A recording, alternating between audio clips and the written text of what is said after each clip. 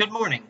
So, as you may have heard, the Irish public recently voted in a referendum to repeal the Eighth Amendment to the Irish Constitution, which formally ends the technical ban on abortion that has existed in Ireland since the ratification of that amendment to the Constitution. The amendment itself, the text of the amendment, says something to the extent of the government of Ireland recognizes the equal rights to life of both the mother and the child.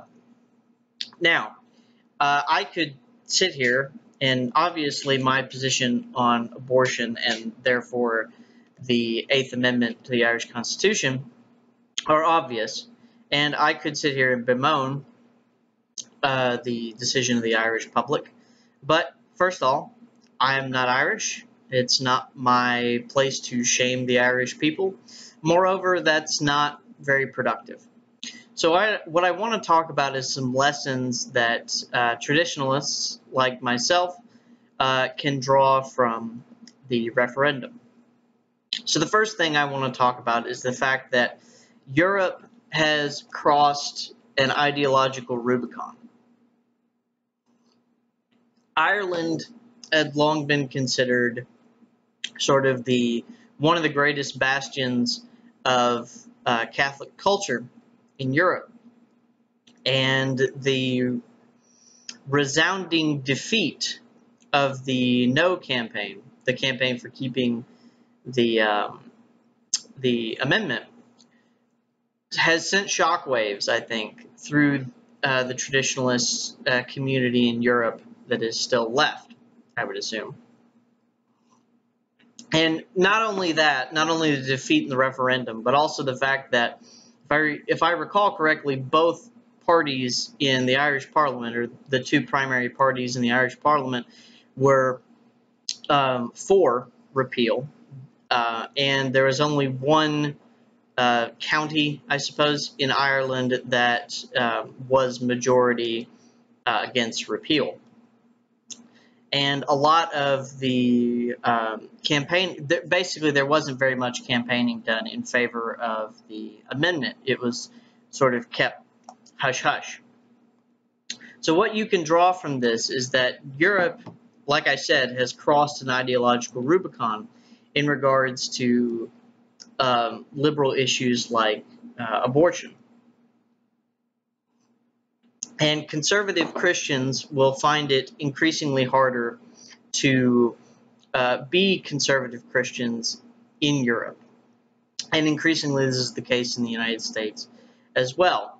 But not only that, but they need to realize that all state authority that Christians currently have, to any extent that Christian morality is enshrined in the law, if it runs afoul of these progressive pieties, it will be swept away.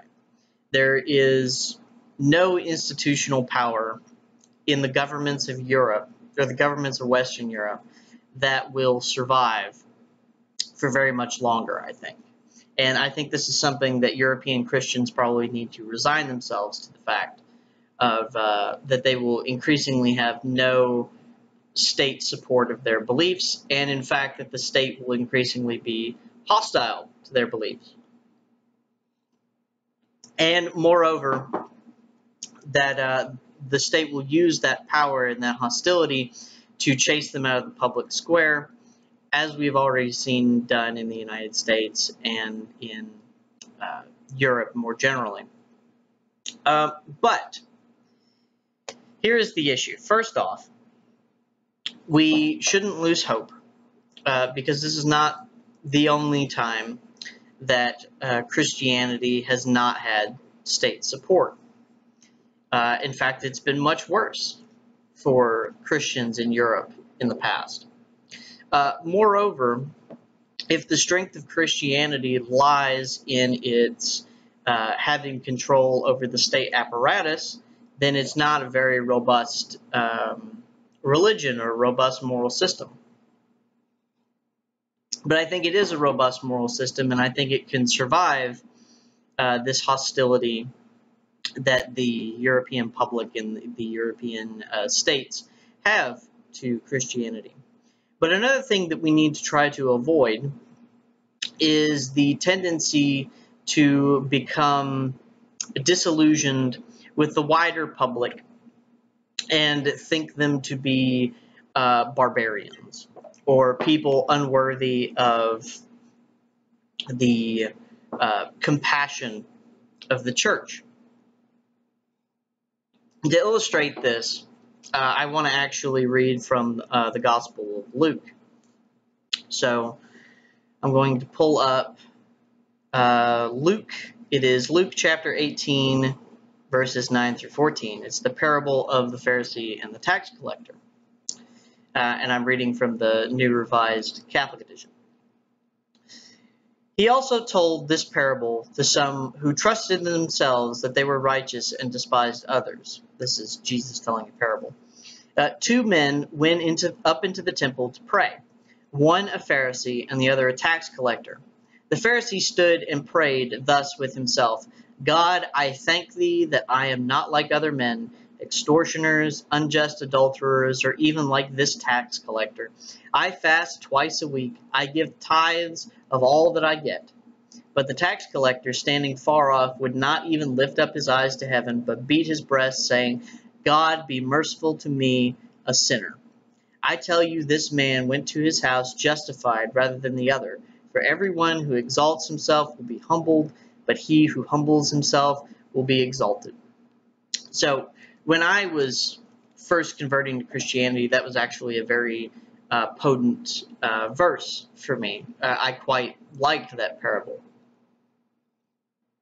And in common parlance, or in common sermons, this is used as a caution against Christians thinking themselves to be much higher or mightier than other people. And I think this is a real caution that we have to have given the situation in Europe. So it's very easy to dismiss the mass of the Irish public as being barbaric, immoral, decadent, or unworthy of sort of the graces of the church.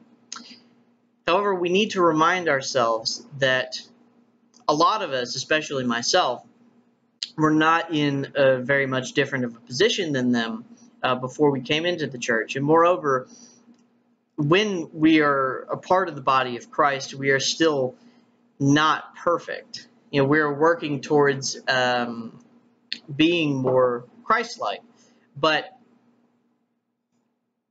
that by no means makes us perfect or makes us a higher order of being than the rest of the public.